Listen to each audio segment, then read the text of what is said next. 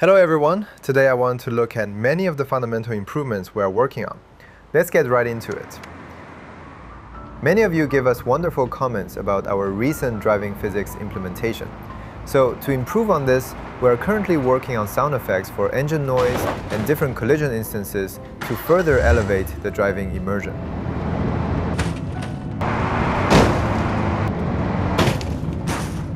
A feature that you might not have known you've wanted but may appreciate is that households are automatically assigned beds whenever they move into a new home.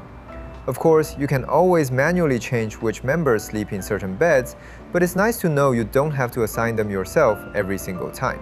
During autonomy, Zoids sometimes seem to ignore some of life's most important matters, like going to the toilet or eating food, even when their life depends on it, to do other mundane tasks instead. We made a change so that these higher priority interactions would overwrite the lesser important ones when the situation calls for them. Another thing you don't want to see is someone interrupting you when you're in the middle of an emotionally driven conversation. So we fixed that to make it easier to focus on your important moments. No one really goes outside of their current indoor location to meet their needs when you can do it within that building. This was occurring in Inzoi because these automations were set as distance-based. So if the required interaction is closer, but in another building, for example, it will go to that instead of using one that's in your current building because it was further away. We adjusted the system so that the detection would be based on location rather than pure distance. Fishing is an entertaining activity with lots of potential to be expanded in the future, but you hardly see Zoids doing it.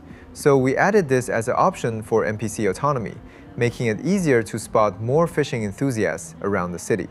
We thought it would be nice to know who exactly are engaging in a conversation with you, so we added a real-time indicator interface that shows exactly that. A minor change we made is when you're scrolling through which elevator floor to go to, your current floor is no longer selectable. We know there's always going to be improvements needed for build mode, but our course of action for today is that we added subcategories for objects so that navigating through different options no longer have to become endless doom scrolling. While today was mostly about improvements, here's a feature I wanted to show that's brand new. Yep, we're working on controlled jumps. While it's very early in the development phase, we plan on implementing our ragdoll mechanics so that when your jump isn't appropriate, you would fall down.